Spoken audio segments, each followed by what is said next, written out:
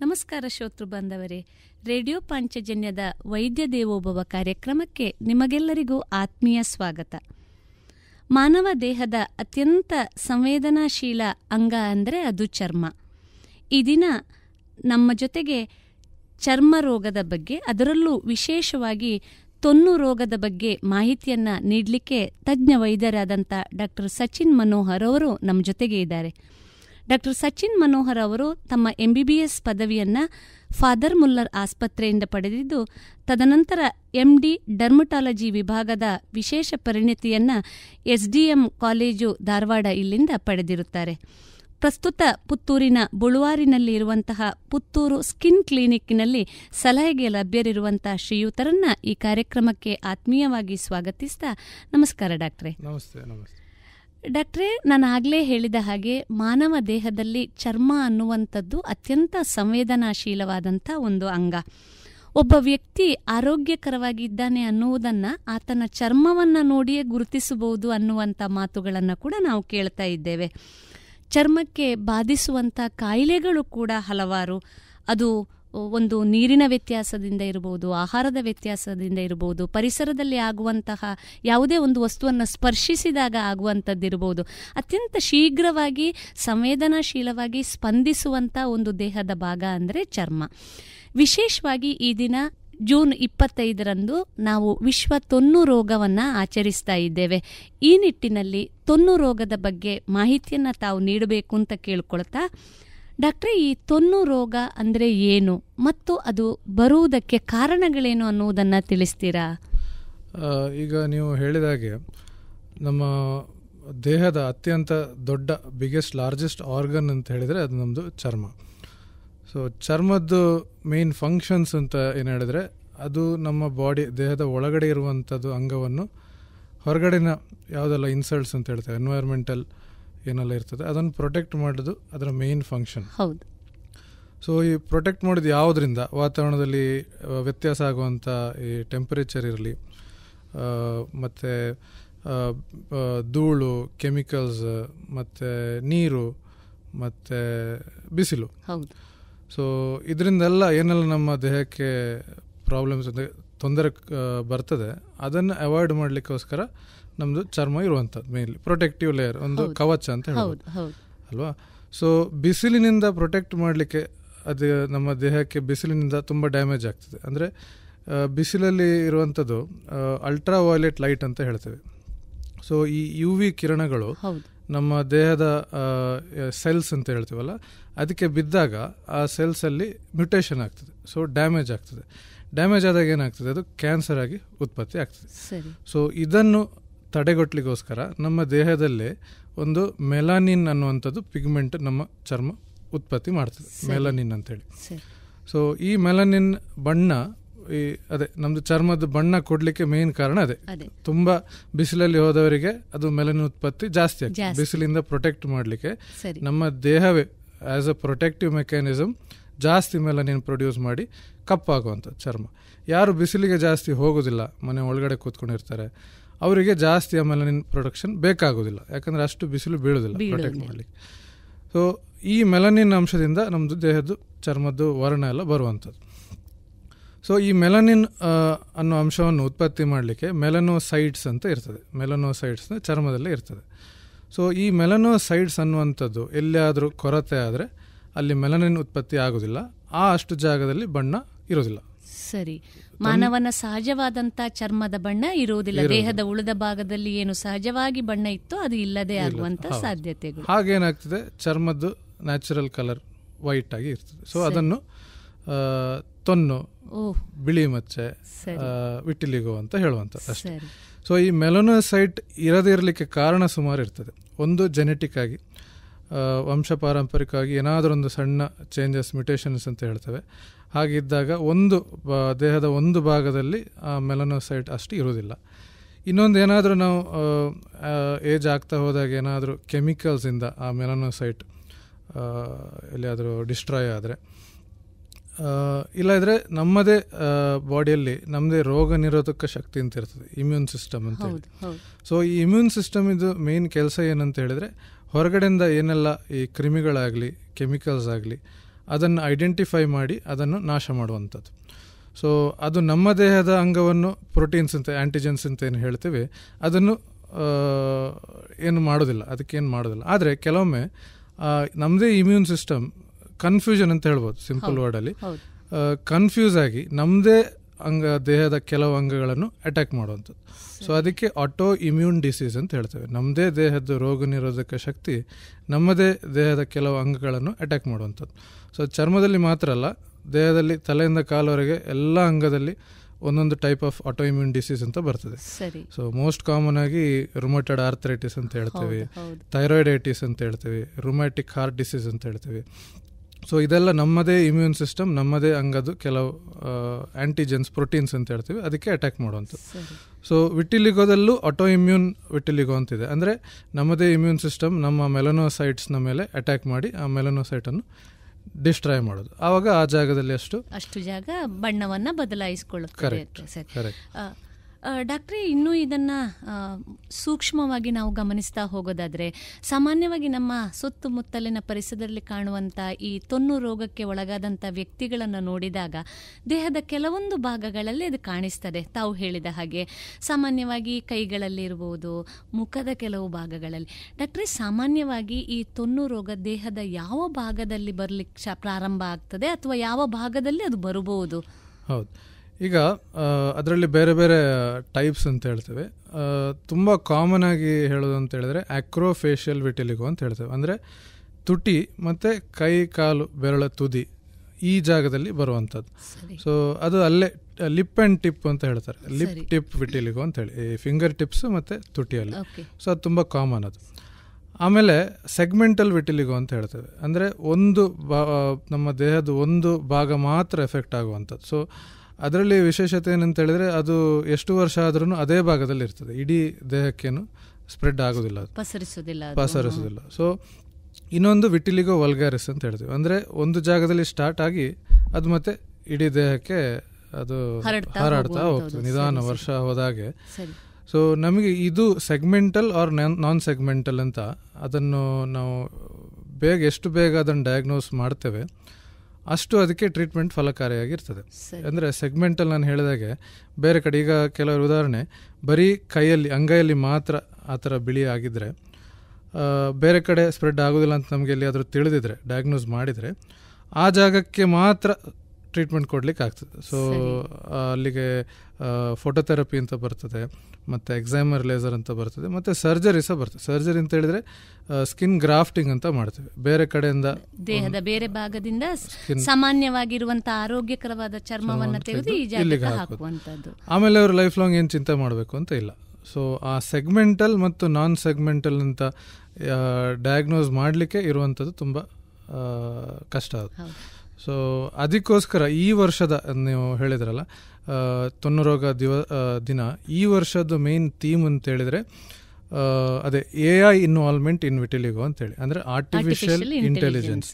So ಯಾಕೆ ಇದು artificial intelligence ಅಂತ ಹೇಳಿದರೆ ಈ ಡಯಾಗ್ನೋಸಿಸ್ ಮಾಡಲಿಕ್ಕೆ ಕಷ್ಟ ಆಗೋದ್ರಿಂದ ಸೊ ಈ ಆರ್ಟಿಫಿಷಿಯಲ್ ಇಂಟೆಲಿಜೆನ್ಸ್ನ ಹೆಲ್ಪ್ ತಗೊಂಡು ಸೊ ಡಯಾಗ್ನೋಸಿಸ್ ಈಸಿ ಮಾಡಲಿಕ್ಕೆ, ಅಂದರೆ ಬೇಗ ಸೆಗ್ಮೆಂಟಲ್ ವಿಟಿಲಿಗೋ ಅಂತ ನಮಗೆ ಗೊತ್ತಾದರೆ ಅದಕ್ಕೆ ಮತ್ತೆ ಬೇಗ ಪರಿಹಾರ ಕೊಡಲಿಕ್ಕೆ ಆಗ್ತದೆ. ಡಾಕ್ಟ್ರೇ, ತಾವು ಹೇಳಿದ್ರಿ ಮಾನವನ ದೇಹದಲ್ಲಿ ಸೂರ್ಯನ ಏನು ಸ್ಪಂದಿಸುವಂತಹ ದೇಹದ ಒಳಗಿರುವಂತಹ ಕೆಲವೊಂದು ಅಂಶಗಳು ಕಡಿಮೆ ಆದಾಗ ಈ ರೀತಿಯಾದಂಥ ತೊನ್ನು ರೋಗ ಅಥವಾ ಈ ರೀತಿಯಾದಂಥ ಬಿಳಿಯ ಮಚ್ಚೆಗಳು ಕಾಣಿಸ್ಕೊಳ್ತವೆ ಅಂತ. ಈಗ ದೇಹದ ಕೆಲವೊಂದು ಭಾಗಗಳಲ್ಲಿ ತಾವೇ ಹೇಳಿದ ಹಾಗೆ ಅದರಲ್ಲಿ ವಿಧಗಳಿದ್ದಾವೆ. ಹಾಗೆ ತುಟಿಯಲ್ಲಿ ಬರಬಹುದು, ಕೈಗಳಲ್ಲಿ ಬರಬಹುದು, ಅಥವಾ ಮುಖದ ಬೇರೆ ಬೇರೆ ಭಾಗಗಳಲ್ಲಿ ಅನ್ನುವಂಥದ್ದು. ಡಾಕ್ಟ್ರೆ, ಇದು ಯಾಕೆ ಕೆಲವೊಂದು ಅಂಗಗಳಲ್ಲಿ ಅಥವಾ ಕೆಲವೊಂದು ದೇಹದ ಭಾಗಗಳಲ್ಲಿ ಕಾಣಿಸ್ಕೊಳ್ತದೆ? ಇದ್ರ ಬಗ್ಗೆ ಇನ್ನಷ್ಟು ಮಾಹಿತಿಯನ್ನು ನೀಡಬಹುದಾ? ಸೊ ಅದಕ್ಕೆ ಇನ್ನೂ ಕಾರಣ ಇನ್ನೂ ಕಂಡುಹಿಡಿಲಿಲ್ಲ. ಸೊ ಅದು ಯಾಕೆ ಅದೇ ಜಾಗದಲ್ಲಿ ಬರ್ತದೆ, ಇಲ್ಲದ್ರೆ ಬೇರೆ ಕಡೆ ಸ್ಪ್ರೆಡ್ ಆಗೋದಿಲ್ಲ, ಅದಕ್ಕೆ ಇನ್ನೂ ಕಾರಣ ಇನ್ನೂ ಸಂಶೋಧನೆಗಳು ಬಹಳಷ್ಟು ಆಗ್ತಾ ಉಂಟು. ಒಂದೇನಂತ ಹೇಳಿದ್ರೆ ಈ ಜೆನೆಟಿಕ್ ಅಂತ ಹೇಳ್ತೀವಲ್ಲ, ಸೊ ಅದು ಜೆನೆಟಿಕಲಿ ಸೆಗ್ಮೆಂಟ್ ಅಲ್ಲಿ ಬರೋದು ಜಾಸ್ತಿ. ಯಾಕಂದ್ರೆ ಜೆನೆಟಿಕ್ ಅಂದ್ರೆ ನಮ್ದು ಎಲ್ಲ ಚರ್ಮದ ಮೆಲನೋಸೈಟ್ ಫುಲ್ ಬಾಡಿಗೆ ಬರೋದು ಒಂದು ನ್ಯೂರಲ್ ಕ್ರೆಸ್ಟ್ ಅಂತ ಇರ್ತದೆ. ಈ ಎಂಬ್ರಿಯೋ ನಾವು ಭ್ರೂಣ ಅಂತ ಹೇಳ್ತೇವಲ್ಲ. ಸೊ ಅದು ಡೆವಲಪ್ ಆಗಬೇಕಾದ್ರೆ ಎಲ್ಲ ಮೆಲನೋಸೈಟ್ ನಮ್ಮ ಮೆದುಳಿನ ಭಾಗದಿಂದ ಕೆಳಗಡೆ ಬರುವಂಥದ್ದು. ಸೊ ಕೆಲವು ಜಾಗಕ್ಕೆ ಅದು ಎಲ್ಲಿಯಾದರೂ ಕರೆಕ್ಟಾಗಿ ಕ್ಲೀನಾಗಿ ಬರಲಿಲ್ಲ ಅಂತ ಹೇಳಿದರೆ ಆ ಜಾಗದಲ್ಲಿ ಅಷ್ಟು ಇದಿರೋದಿಲ್ಲ. ಸೊ ಇದರ ಉದಾಹರಣೆ ಕೊಡ್ತೇನೆ ನೋಡಿ. ಈ ಕೆಲವು ಮಕ್ಕಳಿಗೆ ಹುಟ್ಟಿದ ಕೂಡಲೇ ಬೆನ್ನಲ್ಲಿ ಈ ನೀಲಿ ಮಚ್ಚೆ ಇರ್ತದೆ. ಸೊ ಅದು ಮಂಗೋಲಿಯನ್ ಸ್ಪಾಟ್ಸ್ ಅಂತ ಹೇಳ್ತದೆ.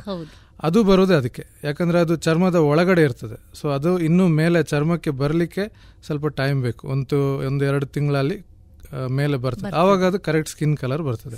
ಚರ್ಮದ ಒಳಗಡೆ ಇರುವ ಕಾರಣ ಅದು ನೀಲಿ ಬಣ್ಣ ಕಾಣುವಂಥದ್ದು. ಸೊ ಇದು ಒಂದು ಅದರದ್ದು ಪ್ರೂಫ್. ಅದು ಅಂದರೆ ನ್ಯೂರಲ್ ಕ್ರೆಸ್ಟ್ ಸೆಲ್ಸ್ ಅಂತ ಹೇಳ್ತೀವಿ. ಅದರಿಂದ ಈ ಮೆಲನೋಸೈಟ್ಸ್ ಇಡೀ ದೇಹಕ್ಕೆ ಸ್ಪ್ರೆಡ್ ಆಗುವಂಥದ್ದು. ಸರಿ ಡಾಕ್ಟ್ರೇ, ತಾವು ಹೇಳಿದ್ರಿ ದೇಹದ ಒಂದೊಂದು ಭಾಗಕ್ಕೆ ಅದರದ್ದೇ ಆದ ರೀತಿಯಾದಂತೆ ಅದು ಹರಡಿಕೊಂಡು ಹೋಗ್ತಾ ಇರ್ತದೆ ಅನ್ನುವಂಥದ್ದು. ಸಾಮಾನ್ಯವಾಗಿ ಹುಟ್ಟಿದಾಗ ಆರೋಗ್ಯಕರವಾಗಿದ್ದಂಥ ವ್ಯಕ್ತಿ ಒಂದು ಹಂತಕ್ಕೆ ತಲುಪಿದಾಗ ತನ್ನಿಂತಾನೇ ಈ ರೀತಿಯಾದಂಥ ಬಿಳಿಯ ಮಚ್ಚೆ ಕಾಣಿಸಿಕೊಳ್ಳುವುದು, ಒಂದು ರೀತಿಯಾದಂಥ ಮುಜುಗರ ವ್ಯಕ್ತಿಗೆ ಸಮಾಜಕ್ಕೆ ತೆರೆದುಕೊಳ್ಳುವುದಕ್ಕೆ. ಬಹುಶಃ ಸಮಾಜವು ಕೂಡ ಇನ್ನೂ ಕೂಡ ಇಷ್ಟು ಮುಂದುವರಿದ ಸಮಾಜ ಕೂಡ ಇನ್ನೂ ಒಂದು ರೀತಿಯಲ್ಲಿ ಅವರನ್ನು ನೋಡುವಂತಹ ಆ ಭಾವನೆಗಳು ಇನ್ನೂ ಬದಲಾಗಿಲ್ಲ. ಡಾಕ್ಟ್ರೇ, ಸಾಮಾನ್ಯವಾಗಿ ಒಬ್ಬ ಆರೋಗ್ಯಕರವಾಗಿದ್ದಂಥ ವ್ಯಕ್ತಿಯಲ್ಲಿ ಈ ರೀತಿಯಾದಂತಹ ಮಚ್ಚೆಗಳು ಯಾವ ವಯಸ್ಸಿನಲ್ಲಿ ಕಾಣಬಹುದು ಡಾಕ್ಟ್ರೇ?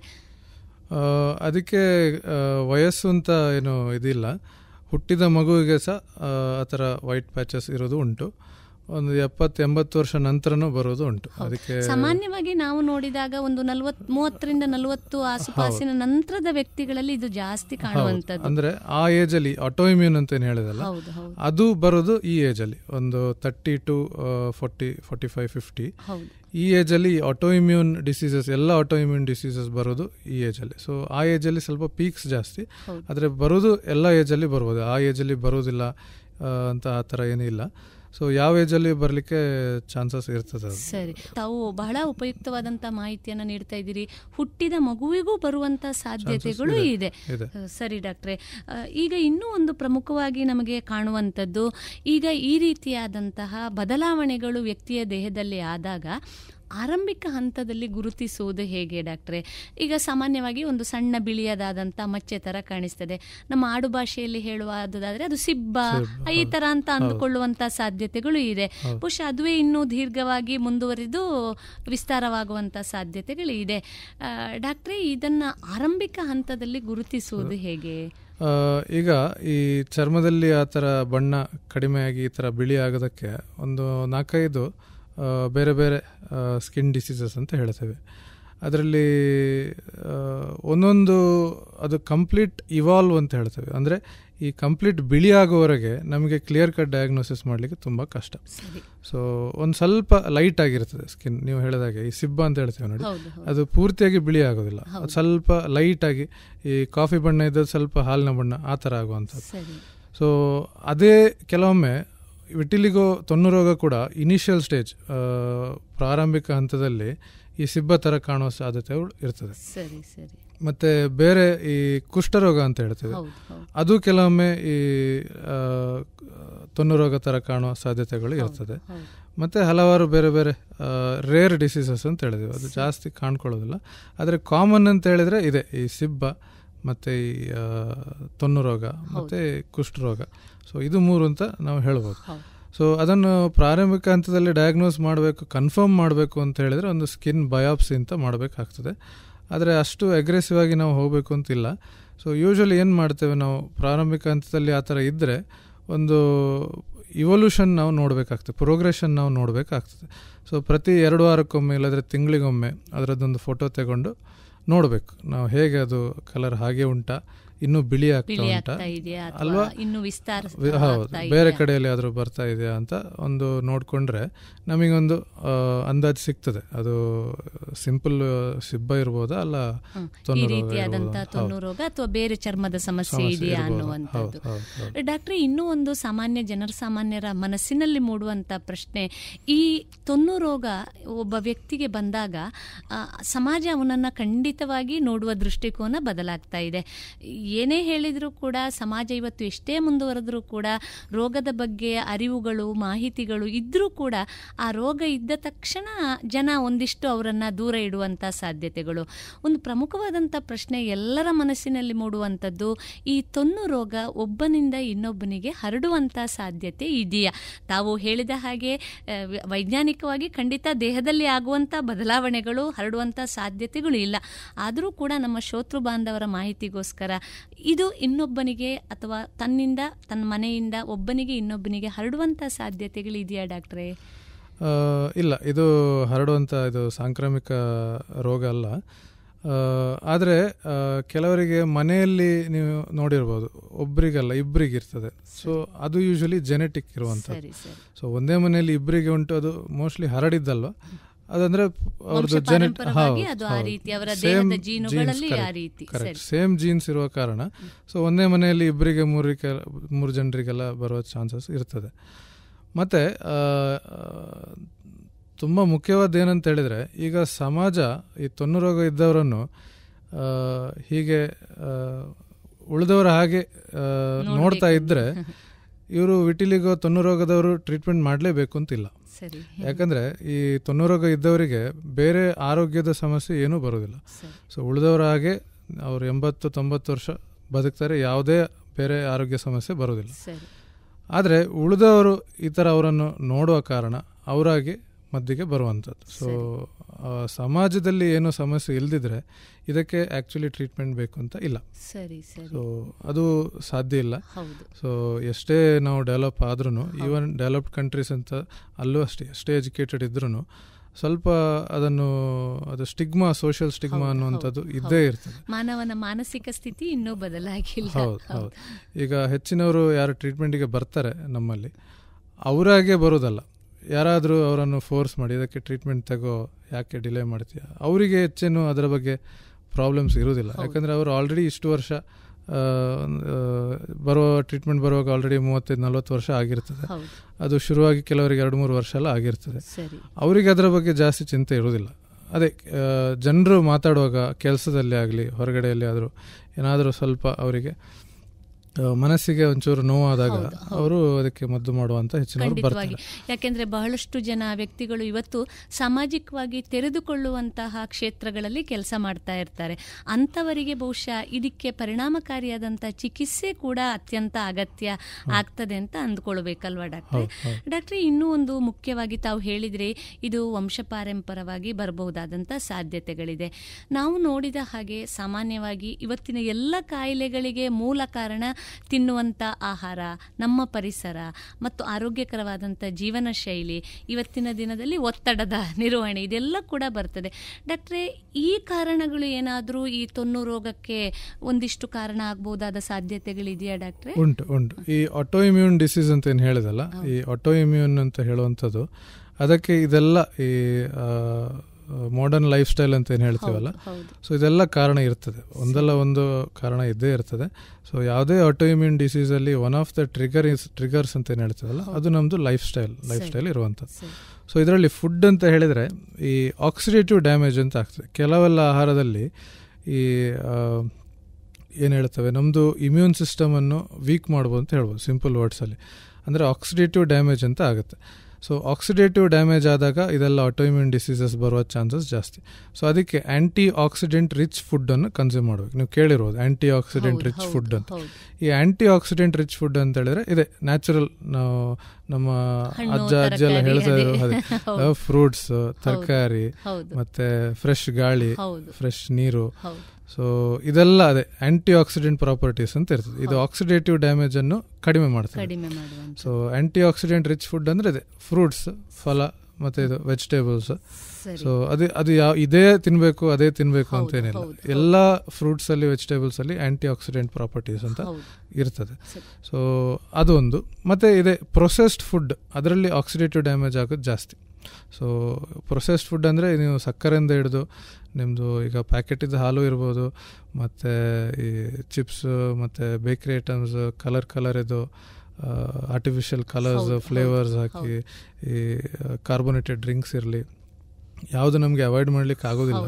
ಸೊ ಎಷ್ಟೇ ಅವಾಯ್ಡ್ ಮಾಡಿದ್ರು ನಾಲಿಗೆಗೆ ತುಂಬಾ ಆಪ್ತವಾಗುವಂತ ವಿಷಯಗಳು. ಇದರಲ್ಲೆಲ್ಲ ಒಂದು ಸರ್ತಿ 2 ಸರ್ತಿ ತಿಂದ್ರೆ ಏನು ಹೆಚ್ಚು ಡ್ಯಾಮೇಜ್ ಆಗೋದಿಲ್ಲ. ಸೊ ನಮ್ದು ಬಾಡಿದಷ್ಟು ಇದು ಇರ್ತದೆ, ರೆಸಿಸ್ಟೆನ್ಸ್ ಪವರ್ ಇರ್ತದೆ. ಆದರೆ ವರ್ಷಾನುಗಟ್ಲೆ ಇದೇ ನಮ್ದು ಲೈಫ್ ಸ್ಟೈಲ್ ಆದ್ರೆ ಅದು ಮತ್ತೇನಾದ್ರೂ ಒಂದು ಸಮಸ್ಯೆಗಳಿಗೆ ಖಂಡಿತ ಕಾರಣ ಆಗ್ಬೋದು.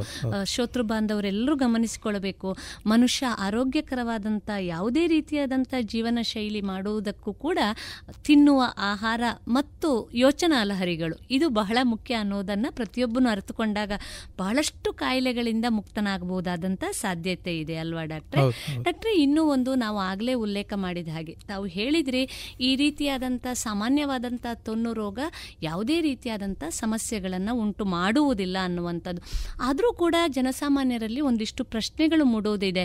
ಈ ಕಾಯಿಲೆ, ಈ ತೊನ್ನು ರೋಗ ಹಾಗೇ ಬಿಟ್ಟರೆ ಮುಂದೆ ಅದು ಮಾರಣಾಂತಿಕವಾಗಿ ಪರಿಣಮಿಸಬಹುದಾ, ಅಥವಾ ಕ್ಯಾನ್ಸರಿಗೆ ಅದು ಏನು ಬದಲಾಗಬಹುದಾ? ಈ ರೀತಿಯಾದಂಥ ಸಾಮಾನ್ಯವಾದಂಥ ಪ್ರಶ್ನೆಗಳು ಮೂಡುವಂಥದ್ದು ಸಹಜ.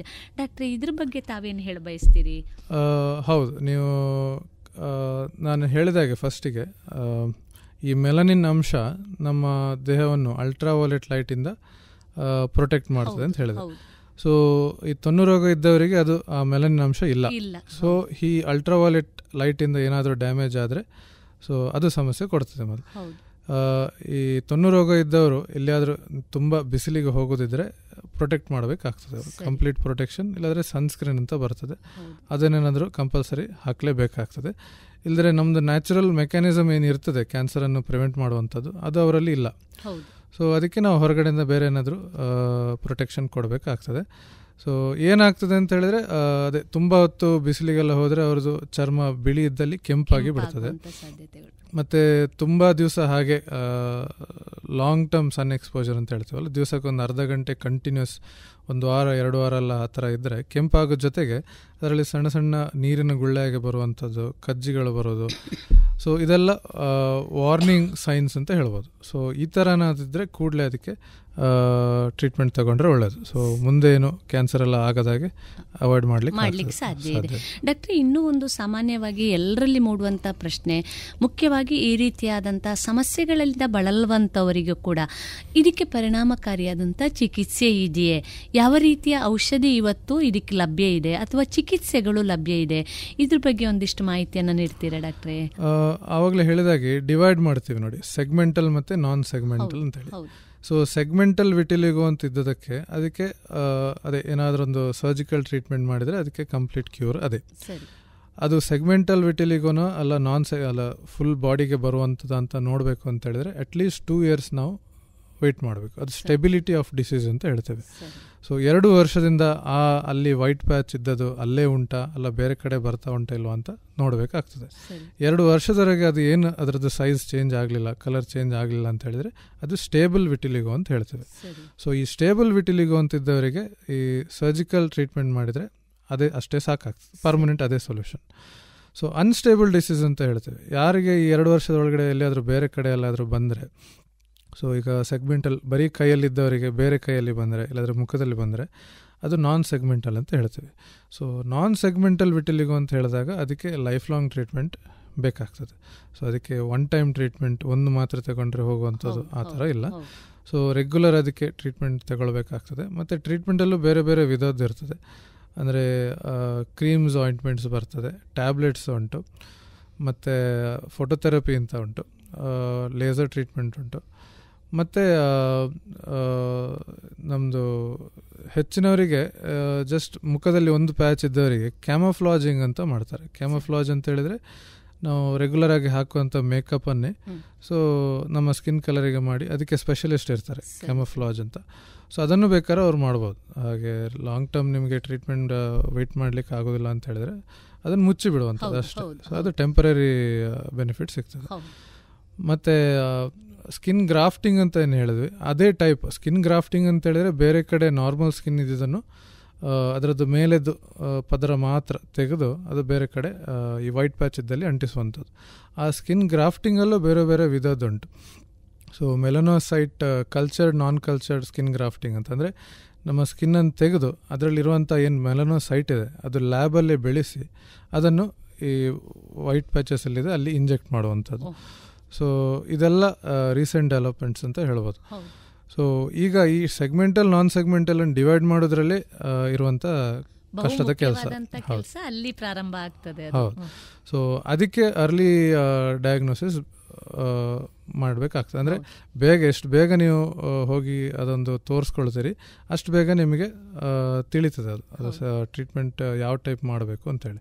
ಈಗ ಸೆಗ್ಮೆಂಟಲ್ ವಿಟಿಲಿಗೋ ಅಂತ ಹೇಳಿದ್ರೆ ಎಲ್ಲರಿಗೆ ಸರ್ಜಿಕಲ್ ಟ್ರೀಟ್ಮೆಂಟ್ ಕೊಟ್ಟರೆ ಬೇರೆ ಎಂಥ ಟ್ರೀಟ್ಮೆಂಟ್ ಬೇಕು ಅಂತಿಲ್ಲ. ಬಟ್ ನಾನ್ ಸೆಗ್ಮೆಂಟಲ್ ವಿಟಿಲಿಗೋ ಎಲ್ಲಿಯಾದರೂ ಫುಲ್ ಬಾಡಿಯಲ್ಲಿ ಬರುವ ಚಾನ್ಸಸ್ ಉಂಟು ಅಂತ ಹೇಳಿದ್ರೆ ಅದಕ್ಕೆ ಲೈಫ್ ಲಾಂಗ್ ಟ್ರೀಟ್ಮೆಂಟ್ ಬೇಕಾಗ್ತದೆ. ಡಾಕ್ಟ್ರೇ, ಇವತ್ತು ತಂತ್ರಜ್ಞಾನ ಬಹಳಷ್ಟು ಮುಂದುವರೆದಿದೆ. ಅತ್ಯಾಧುನಿಕವಾದಂತಹ ಚಿಕಿತ್ಸಾ ವಿಧಾನಗಳು ಲಭ್ಯವಿದೆ. ಲೇಸರ್ ಚಿಕಿತ್ಸೆ ಕೂಡ ಇದೆ.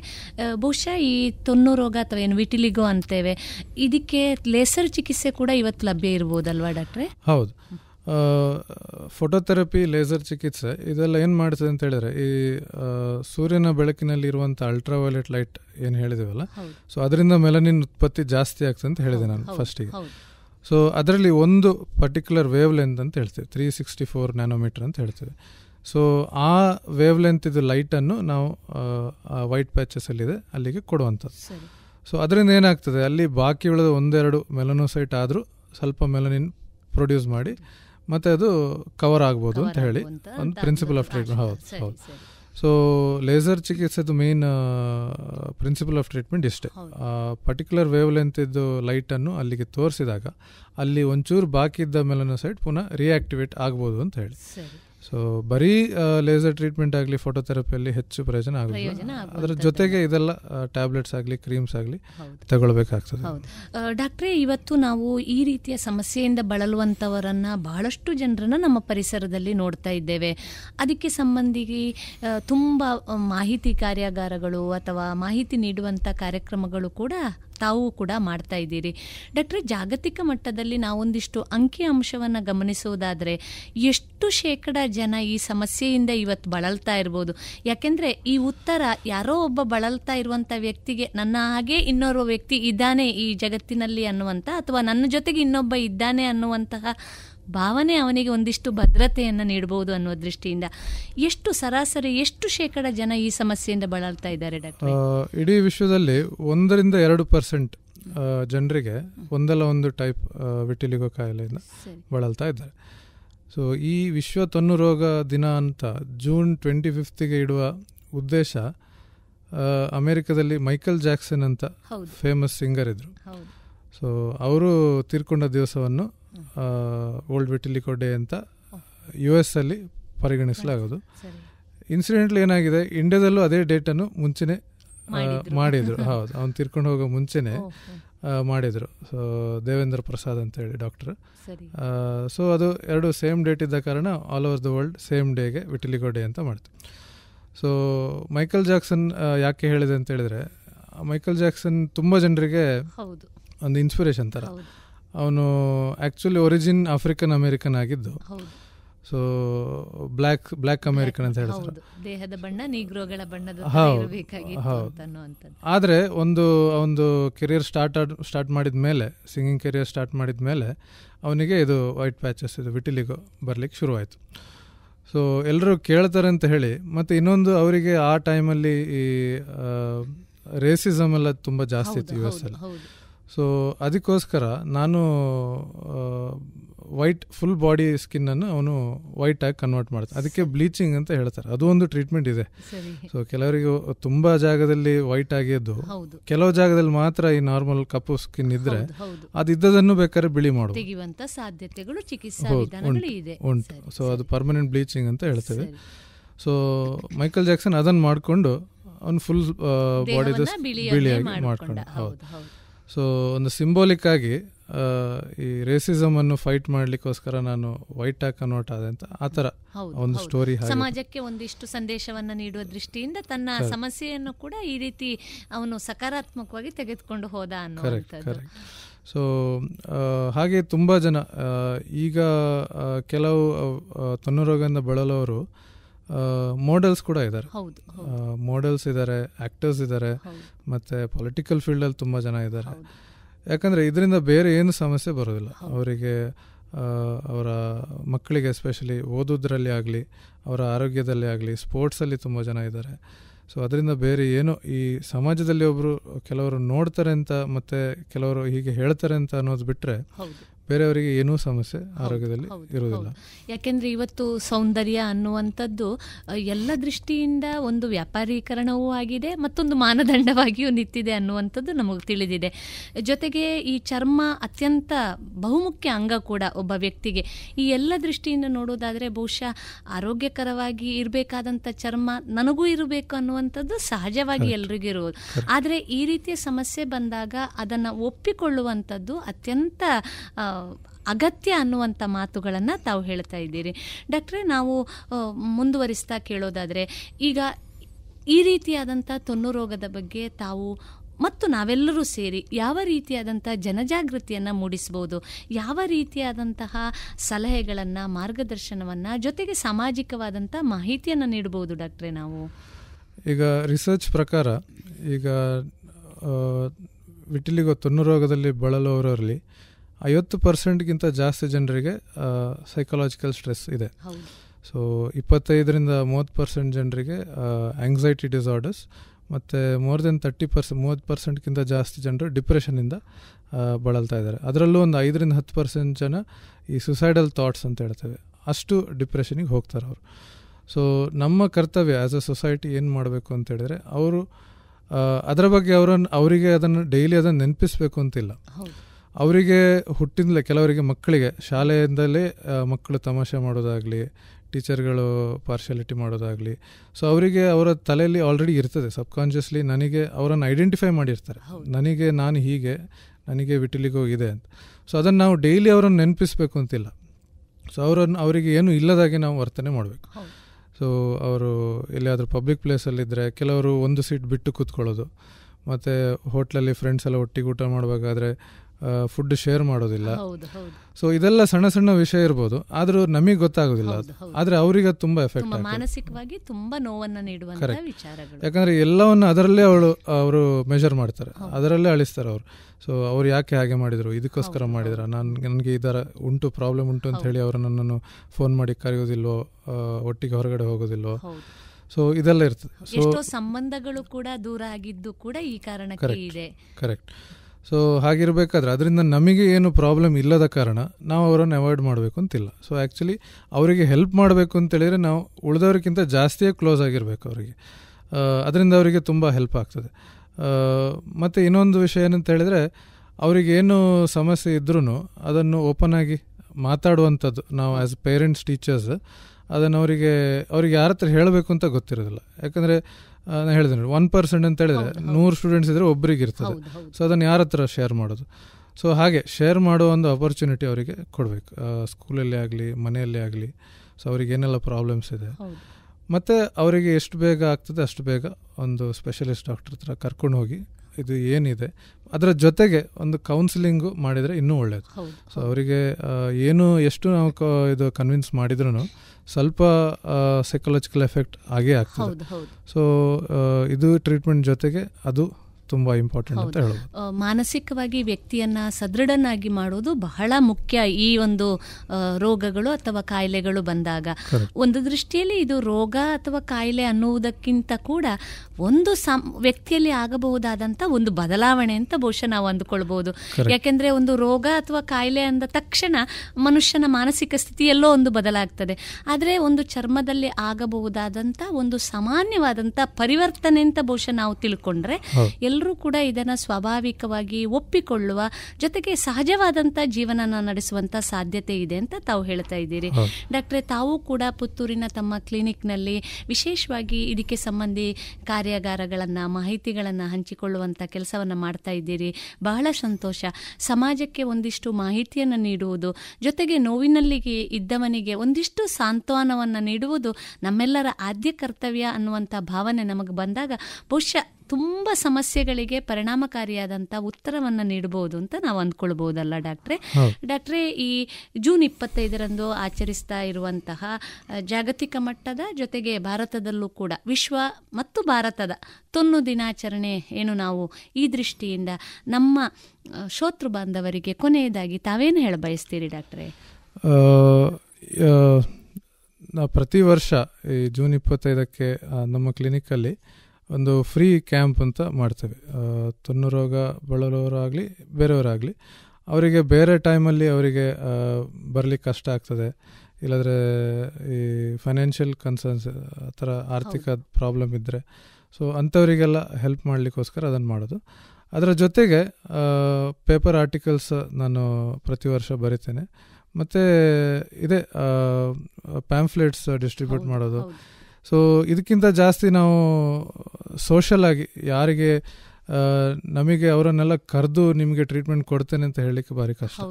ಸೊ ಸಮಾಜದ ಎಲ್ಲರೂ ಸೇರಿಕೊಂಡು ಇದನ್ನು ಪರಿಹಾರ ಮಾಡಬೇಕು ಹೊರತು ಒಬ್ಬನಿಗೆ ಏನು ಮಾಡಲಿಕ್ಕೆ ಆಗೋದಿಲ್ಲ ಜಾಸ್ತಿ. ಸೊ ಮಕ್ಕಳಿಗೆ ಎಸ್ಪೆಷಲಿ ಇದು, ದೊಡ್ಡವರಿಗಾದರೂ ತೊಂದರೆ ಇಲ್ಲ, ಅವರು ಮೆಚ್ಯೂರ್ ಆಗಿ ಸ್ವಲ್ಪ ಸ್ಟ್ರಾಂಗ್ ಆಗಿ ಇರ್ತಾರೆ. ಎಸ್ಪೆಷಲಿ ಮಕ್ಕಳಿಗೆ, ಶಾಲೆ ಮಕ್ಕಳಿಗಾಗಲಿ ಕಾಲೇಜ್ ಮಕ್ಕಳಿಗಾಗಲಿ, ಸೊ ಇಂಥವರು ತುಂಬ ಇದರ ಬಗ್ಗೆ ಖಿನ್ನತೆಯನ್ನು ಇದು ಮಾಡ್ತಾರೆ. ಡಿಪ್ರೆಷನ್, ಆಂಗ್ಸೈಟಿ ಎಲ್ಲ ಇರ್ತದೆ. ಸೊ ಅಂಥವರನ್ನು ಆ್ಯಸ್ ಅ ಪೇರೆಂಟ್ ನಾವು ಆದಷ್ಟು ಬೇಗ ಒಂದು ಯಾರಾದರೂ ಸ್ಪೆಷಲಿಸ್ಟ್ ಮತ್ತು ಒಂದು ಕೌನ್ಸಿಲರ್ ಇವ್ರ ಹತ್ರ ಎಲ್ಲ ಕರ್ಕೊಂಡು ಹೋದರೆ ಅವರಿಗೆ ಇನ್ನೂ ಅವರ ಫ್ಯೂಚರಿಗೆ ಒಂದು ಡೈರೆಕ್ಷನ್ ಅಂತ ಸಿಗ್ಬೋದು. ಸೊ ಅವರಿಗೆ ಒಂದು ಏನಾದರೂ ನನ್ನ ಪರ್ಪಸ್ ಇದೆ ಅಂತ ಅವರೇ ಏನಾದರೂ ಡಿಸೈಡ್ ಮಾಡಿದರೆ, ಯಾವುದೇ ಫೀಲ್ಡ್ ಆಗಿರಲಿ, ಸೊ ಇದನ್ನೇ ಅವರು ತಲೆಯಲ್ಲಿ ಇಟ್ಕೊಂಡು ಅವರು ಜಾಸ್ತಿ ಅವರಿಗೆ ಫ್ಯೂಚರಲ್ಲಿ ಏನು ಮಾಡ್ಲಿಕ್ಕೆ ಆಗೋದಿಲ್ಲ. ಯೋಚನೆಯನ್ನ ಮಾಡ್ತಾ ಮಾಡ್ತಾ ಕೊರಗುವುದರ ಬದಲು ಸಹಜವಾದಂತ ಜೀವನದ ಕಡೆಗೆ ಅವರು ಯೋಚನೆ ಮಾಡಬೇಕು. ಹೌದು. ಸೊ ಇದು ನಾರ್ಮಲ್ ಆಗಿ ಎಲ್ಲರಿಗೆ ಬರುವಂಥದ್ದು. ನೋಡಿ, ಉದಾಹರಣೆ ನಮ್ಮದು ಪ್ರೊಫೆಸರ್ ಹೇಳ್ತಾ ಇದ್ರು, ಪ್ರಾಣಿಗಳಲ್ಲಿ ನೀವು ನೋಡಿದರೆ ದನ ಆಗಲಿ ಹುಲಿ ಆಗಲಿ ನಾಯಿ ಬೆಕ್ಕು ಯಾವುದಾದ್ರೂ ಒಂದೇ ಬಣ್ಣದ್ದು ಭಾರಿ ಕಮ್ಮಿ ನೋಡೋದು. ಸೊ ಎಲ್ಲ ಪ್ರಾಣಿಗಳಿಗೆ ನೇಚರೇ ಒಂದೊಂದು ಡಿಸೈನ್ ಆರ್ಟ್ ಥರ ಮಾಡಿಕೊಟ್ಟಿದೆ. ಸೊ ವಿಟಿಲಿಗೋನು ಅದೇ ಟೈಪ್ ಇರ್ಬೋದು. ನಮ್ಮದು ಮನುಷ್ಯ ಇವಾಲ್ವ್ ಆಗಿ ಸಿಂಗಲ್ ಕಲರ್ ಆಗಿರ್ಬೋದು. ಮುಂಚಿನ ಕಾಲದಲ್ಲಿ ಇವಲ್ಯೂಷನ್ ಆಗ್ತಾ ಇರಬೇಕಾದ್ರೆ ಮನುಷ್ಯನು ಬೇರೆ ಬೇರೆ ವಿಧದ್ದು ಈ ಥರ ಬಣ್ಣ ಇದ್ದಿರ್ಬೋದು, ಅದು ಮೋಸ್ಟ್ಲಿ ನ್ಯಾಚುರಲ್ ಇರ್ಬೋದು ಅಂತ ಅವ್ರು ಹೇಳ್ತಾ ಇದ್ರು. ಬಹಳ ಒಳ್ಳೆಯ ಮಾತು. ಸಹಜವಾಗಿ ಒಪ್ಪಿಕೊಳ್ಳುವುದಕ್ಕೆ ಬಹುಶಃ ಇದಕ್ಕಿಂತ ಹೆಚ್ಚಿನ ಉದಾಹರಣೆ ಬಹುಶಃ ಬೇಕು ಅಂತಿಲ್ಲ ಅನಿಸ್ತದೆ ಅಲ್ವಾ ಡಾಕ್ಟರ್? ಸೊ ನಾವು ಹಾಗೆ ನಮ್ದು ಮನುಷ್ಯರು ಒಂದೇ ಬಣ್ಣದ ಜನ ಜಾಸ್ತಿ ಇದ್ದ ಕಾರಣ ನಾವು ಅವರನ್ನು ಇದು ಮಾಡ್ತಿದ್ದೇವೆ. ಅವರೇ 50% ಜನ ಇರ್ತಿದ್ರೆ ಸ್ವಾಭಾವಿಕವಾದಂತಹ ಒಂದು ಚರ್ಮ ಅನ್ನುವಂತ ಸ್ಥಿತಿ ಇರ್ತಿತ್ತೋ ಏನೋ ಬಹುಶಃ. ಹೌದು, ಯಾಕೆಂದ್ರೆ ಇವತ್ತು ತಾವು ಹೇಳಿದ ಹಾಗೆ ಮನುಷ್ಯ ದೇಹದ ಎಲ್ಲಾ ದೇಹದ ಏನು ತಲೆಭಾಗದಿಂದ ಕಾಲಿನವರೆಗೂ ಒಂದೇ ಬಣ್ಣ. ಬಹುಶಃ ಅದು ಬಣ್ಣ ಬಣ್ಣವಾಗಿ ಆದಾಗ ಈ ರೀತಿ ವರ್ಣ ಭೇದಗಳು ಕಾಣಬಹುದು ಅನ್ನೋದನ್ನು ಒಪ್ಪಿಕೊಳ್ಳಬೇಕಾದಂತ ಮನಸ್ಥಿತಿ ಇದೆ ಅನ್ನುವಂಥದ್ದು. ಬಹಳ ಉಪಯುಕ್ತವಾದಂಥ ಮಾಹಿತಿಯನ್ನು ನೀಡಿದ್ದೀರಿ ಡಾಕ್ಟ್ರೇ. ಶ್ರೋತೃ ಬಾಂಧವರು ನಾವೆಲ್ಲ ಗಮನಿಸಿಕೊಳ್ಳಬೇಕು, ಈ ತೊನ್ನು ಅನ್ನುವಂಥದ್ದು ರೋಗ ಅಲ್ಲ. ನಿಜವಾಗಿ ಆದರೂ ನಾವು ಅರ್ಥಕೊಳ್ಳಬೇಕಾದ್ದು ಇದು ಒಂದು ರೋಗ ಅಲ್ಲ, ಮನುಷ್ಯನ ಚರ್ಮದಲ್ಲಿ ಆಗಬಹುದಾದಂಥ ಒಂದಿಷ್ಟು ಬದಲಾವಣೆಗಳು. ಸಾಮಾನ್ಯವಾಗಿ ಇರಬಹುದಾದಂಥ ಚರ್ಮ ಒಂದಿಷ್ಟು ಸಹಜವಾದ ಸ್ಥಿತಿಯನ್ನು ಕಳೆದುಕೊಂಡು ಆ ರೀತಿಯಾದಂಥ ವ್ಯವಸ್ಥೆಗೆ ಬರುವಂಥದ್ದು. ಇದನ್ನು ನಾವೆಲ್ಲರೂ ಅರ್ಥ ಮಾಡಿಕೊಂಡಾಗ ಬಹುಶಃ ಒಂದಿಷ್ಟು ಸಮಾಜದಲ್ಲಿ ಸಕಾರಾತ್ಮಕವಾದಂಥ ಚಿಂತನೆಗಳು, ನೊಂದ ಮನಸ್ಸಿಗೆ ಒಂದಿಷ್ಟು ಸಾಂತ್ವನ, ಜೊತೆಗೆ ಇನ್ನಷ್ಟು ಆರೋಗ್ಯಕರವಾದಂಥ ಶೈಲಿಯನ್ನು ಬೆಳೆಸ್ಕೊಳ್ಳುವಂಥ ಜೀವನ ಪದ್ಧತಿ ಇದೆಲ್ಲ ಬರಬಹುದು ಅಂತ ತಮ್ಮ ಮಾತುಗಳಿಗೆ ಅತ್ಯಂತ ಕೃತಜ್ಞತಾಪೂರ್ವಕವಾಗಿ ಧನ್ಯವಾದಗಳನ್ನು ಸಮರ್ಪಿಸ್ತಾ ರೇಡಿಯೋ ಪಾಂಚಜನ್ಯದ ಪರವಾಗಿ ತಮಗೆ ತುಂಬ ಹೃದಯದ ಧನ್ಯವಾದಗಳು.